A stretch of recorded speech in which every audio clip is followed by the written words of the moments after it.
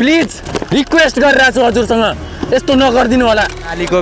नालीको भित्र हत्या गरेर मेरो भाइको डेड बडी फेला परेको छ त्यहाँ। अब यो कानुन कमजोर हो कि हाम्रो कानुन कमजोर हो कि हत्यारा बलियो हो भन्ने कुरा म चाहिँ यो प्रश्न उठाउन चाहन्छु। बजीसम्म उहाँको गार्जियनसँग कुरा भयो, उहाँ घर फर्किँदा क्रममा होइन, त्यसपछि 8 बजे फोन गर्दाखेरि उहाँको फोन स्विच अफ बतायो। अनि स्विच अफ कि होइन आज 4-5 दिन भइसक्यो होइन, अहिलेसम्म त्यसले न्याय पाएको छैन।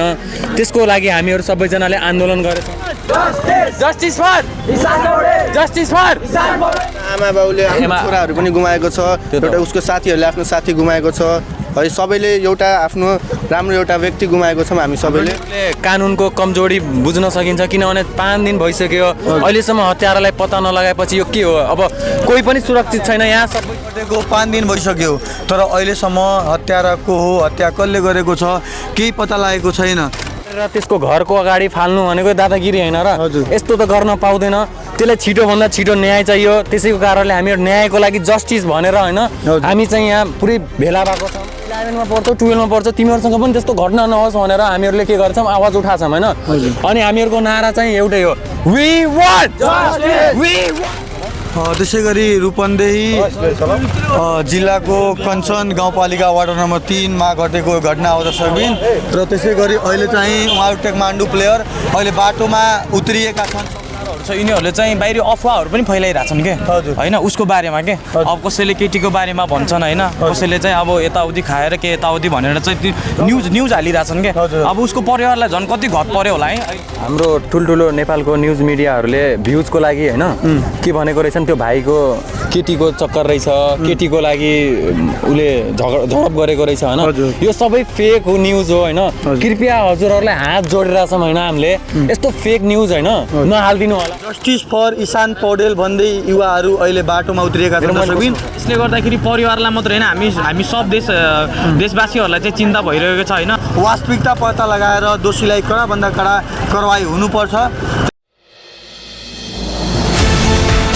सम्पूर्ण फेरि नमस्कार, म आरके गुप्ता। दर्शकबिन अहिले हामी प्रतापपुर गाउँपालिका वार्ड नम्बर 9 बेलाटारी उपस्थित भएका छौँ। एकदम दुःखद घटना लिएर उपस्थित भएका छौँ दर्शकबिन।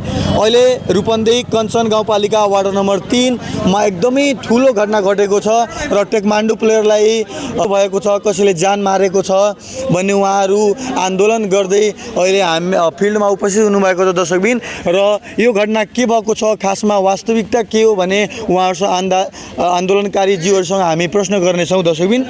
त्यसै गरी हजुर नमस्कार। अहिले चाहिँ तपाईँहरू ठुलै सङ्ख्यामा आन्दोलन गरिराख्नु भएको छ। यो आन्दोलन किन गरिराख्नु भएको छ? आन्दोलन चाहिँ किन भएको गरेको छौँ हामी, जस्तो हाम्रो इसान पौडेल भन्ने नामक एउटा युवक छन् होइन, हाम्रो टेक्वान्डो प्लेयर पनि हुन्, 17 वर्षको छन् होइन। अनि तिनको चाहिँ हत्या गरेको छन्। त्यसको उहाँ चाहिँ यही हाम्रो बुधबारको दिन 7 बजीसम्म उहाँको गार्जियनसँग कुरा भयो, उहाँ घर फर्किँदा क्रममा होइन, त्यसपछि 8 बजे फोन गर्दाखेरि उहाँको फोन स्विच अफ बतायो। अनि स्विच अफ भनेपछि अब घरको पनि मान्छेहरू अलिकति हुन्छ नि, अब अप्ठ्यारो भयो, अलिकति पिर परे जस्तै। अनि त्यसपछि अर्को दिन बुधबार त त्यस्तै भयो होइन, बिहिबारको दिन बेलुकीको 6 बजे उहाँको घर नजिकै 100-150 मिटरको डिस्टेन्समा नालीको भित्र हत्या गरेर मेरो भाइको डेड बडी फेला परेको छ त्यहाँ। यसको लागि होइन आज 4-5 दिन भइसक्यो होइन, अहिलेसम्म त्यसले न्याय पाएको छैन। त्यसको लागि हामीहरू सबैजनाले आन्दोलन गरेछौँ। वी वान्ट जस्टिस फर इसान पौडेल। अनि तपाईँको यो हत्यारा थाहा भयो, पत्ता लाग्यो किन कसले हत्या गरेको छ केही थाहा छ त? यो यसमा हामीहरूले कानुनको कमजोरी बुझ्न सकिन्छ किनभने 5 दिन भइसक्यो अहिलेसम्म हत्यारालाई पत्ता नलगाएपछि यो के हो। अब कोही पनि सुरक्षित छैन यहाँ। सबैजना हाम्रो कलेजकै स्टुडेन्टहरू छन् होइन, यिनीहरू पनि अब कलेजमा पढिरहेछन्। तिमीहरूको पनि केही भइदियो भने भोलिको दिनमा त्यसको ग्यारेन्टी मतलब त्यसको जिम्मेवारी चाहिँ कसले लिने भन र? हिँड्दै आउनुहोस् यसको जिम्मेवारी चाहिँ कसले लिने? यस्तो भोलिको दिनमा होइन अरूजनासँग नहोस् भनेर होइन हामी चाहिँ सबैजना यहाँ आन्दोलन गरिरहेको छौँ होइन। अनि यो आन्दोलन चाहिँ जबसम्म हाम्रो भाइले जस्टिस पाउँदैन नि तबसम्म यो आन्दोलन रुक्नेवाला छैन। अहिले चाहिँ हामीहरू यो यति सङ्ख्यामा मात्रै छौँ होइन, पछितिर त यो पुरै जामै गर्न सक्छौँ, के गर्न सक्छौँ त्यो थाहा भएन होइन। किनभने अहिले कन्ट्रोलमै बसेछौँ। हामीहरूलाई जस्टिस चाहिएको छ, जस्टिसको माग गरेर हामीहरू यहाँ आन्दोलनमा आएको छौँ। त्यो भाइ चाहिँ हामीहरू जस्तो म टेक्वान्डोको शिक्षक पनि हो, हजुरलाई थाहै होला। हजुर न दर्शकबिन अहिले चाहिँ कञ्चन गाउँपालिका वार्ड नम्बर 3 को एकदम ठुलो घटना घटेको छ। घटना घटेको 5 दिन भइसक्यो, तर अहिलेसम्म हत्यारा को हो, हत्या कसले गरेको छ केही पत्ता लागेको छैन। र त्यसै लगत्त अहिले चाहिँ प्रतापपुर गाउँपालिकाका युवाहरू र टेकमान्डु प्लेयरहरू अहिले जस्टिसको लागि हामीलाई न्याय चाहियो। भोलिको दिनमा उहाँको हत्या भयो, भोलि दिनमा हाम्रो हुन्छ, पछि अर्को हुन्छ भन्ने उहाँहरू आन्दोलन गरिराख्नु भएको छ। र अझै यो हत्याको बारेमा तपाईँले के थाहा छ? यो हत्याको बारेमा त खासै केही थाहा छैन होइन। जस्तो यो दादागिरी जस्तै भएन र, हजुर। किनभने मारेर त्यसको घरको अगाडि फाल्नु भनेको दादागिरी होइन र। हजुर। यस्तो त गर्न पाउँदैन। त्यसलाई छिटोभन्दा छिटो न्याय चाहियो। त्यसैको कारणले हामी न्यायको लागि जस्टिस भनेर होइन हामी चाहिँ यहाँ पुरै भेला भएको छौँ। किनभने आजको दिनमा त्यसको भएछ होइन, भोलिको दिनमा अरूजना बच्चाहरू छन्, तिनीहरू पनि अब हिँड्दाखेरि घरबाट बाहिर निस्किँदाखेरि सुरक्षित नै छैन भने, जब न्याय नै पाउँदैन भने कोही पनि, अनि भोलिको दिनमा कसरी कोही निस्किन्छ भने कसले जिम्मा लिने? अरूको छोराछोरीको जतिजना छन्, हामी छौँ, हाम्रो स्टुडेन्टहरू छ, त्यसको जिम्मा चाहिँ कसले लिने? हजुर। हामीलाई चाहियो न्याय चाहियो क्या, छिटोभन्दा छिटो न्याय चाहियो। 5 दिन भइसकेको छ क्या, 5 दिन भइसकेको छ। अब म खालि यो हाम्रो यो पुलिस प्रशासनलाई मात्रै नभई होइन, जुन यो पत्रकारहरू छ यिनीहरूले चाहिँ बाहिरी अफवाहहरू पनि फैलाइरहेछन् के होइन उसको बारेमा के। अब कसैले केटीको बारेमा भन्छन् होइन, कसैले चाहिँ अब यताउति खाएर के यताउति भनेर चाहिँ न्युज हालिरहेछन् के।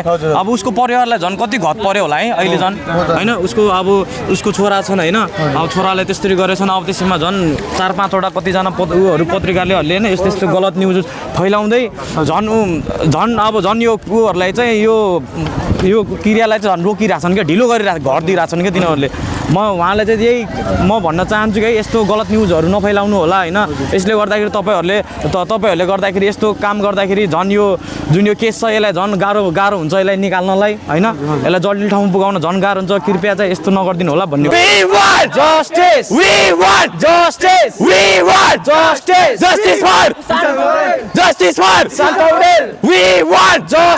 मात्र भइरहेछ कि कुन ठाउँमा आन्दोलन भयो? नेपालको विभिन्न जिल्लामा भइरहेछ है। न्यायको खोजमा अहिले प्रतापपुर गाउँपालिका नजिकै उहाँहरू सबजना प्रतापपुर गाउँपालिकाका युवाहरू एउटा न्यायको लागि पुगेका छन् र उहाँहरू दोषीलाई कडाभन्दा कडा कारवाही हुनुपर्छ उहाँहरूको माग गर्दै जस्टिस फर के नाम इसान पौडेल, जस्टिस फर इसान पौडेल भन्दै युवाहरू अहिले बाटोमा उत्रिएका छन्। अहिलेसम्म त्यो मारेको मान्छेहरू भाग्यो, कता गयो भन्ने कसैले केही लुकाउन खोजेछ कि के हो? अहिलेसम्म हाम्रो प्रशासनले एकदम ढिलो गरिरहेको छ। हामीलाई चाहिँ सक्दो छिटोभन्दा छिटो यसको चाहिँ जस्टिस चाहिएको छ, हामीलाई न्याय चाहिएको छ, त्यही भन्न चाहन्छु। हामीले एकैदेखि नै एउटा आमा बाउले आफ्नो छोराहरू पनि गुमाएको छ, एउटा उसको साथीहरूले आफ्नो साथी गुमाएको छ है। सबैले एउटा आफ्नो राम्रो एउटा व्यक्ति गुमाएको छौँ हामी सबैले। नेपालले एउटा खेलाडी जुन हाम्रो देश